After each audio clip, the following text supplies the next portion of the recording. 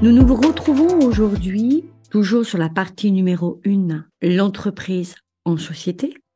Chapitre 3, la création de la société. Les compétences visées à cette occasion sont de différencier la constitution de société de son immatriculation, de schématiser les conditions de forme pour l'acquisition de la personnalité morale, d'analyser le régime des actes d'une société en formation, puis de repérer les attributs de la personne morale. Pour ce faire, commençons notre introduction en évoquant que toute création de société suppose l'accomplissement d'un certain nombre de formalités afin de matérialiser la volonté des associés de se constituer en société. Et parmi ces formalités, l'une fondamentale est la rédaction des statuts, puis la publication d'un avis de constitution dans un support habilité d'annonce légale, appelé le CHAL,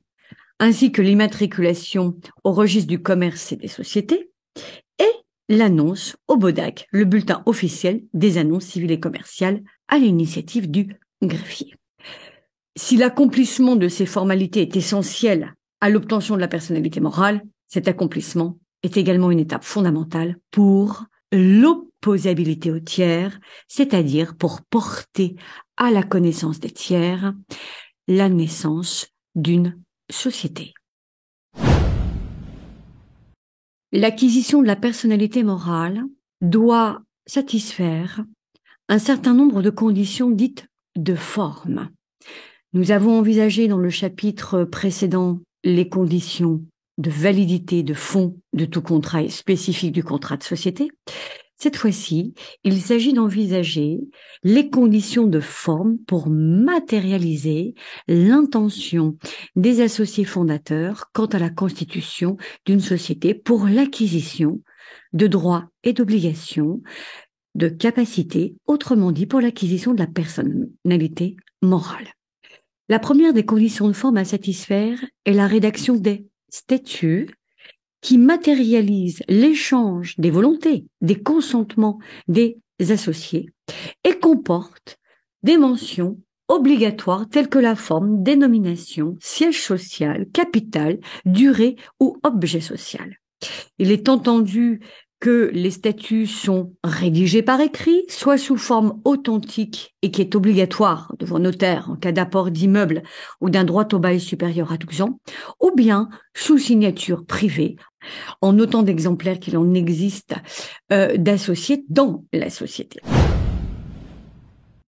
Il conviendra également de satisfaire à des formalités de publicité de cet écrit pour porter à la connaissance des tiers, c'est-à-dire pour l'opposabilité aux tiers. Il conviendra à cet égard d'effectuer un avis de constitution, qui est une annonce faite dans un journal d'annonce légale appelé aujourd'hui un support habilité à recevoir les annonces légales. Cette annonce reprend les éléments essentiels de la future société.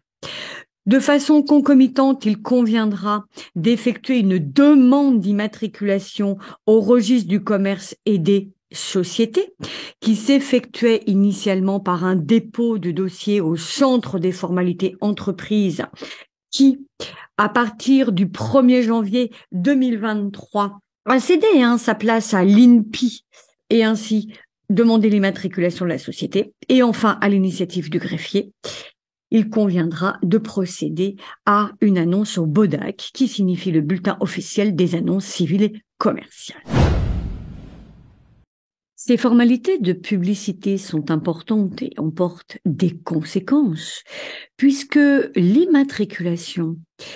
constitue l'acte de naissance de la société qui disposera dès lors de sa personnalité morale, d'une capacité de jouissance et d'exercice par l'intermédiaire de ses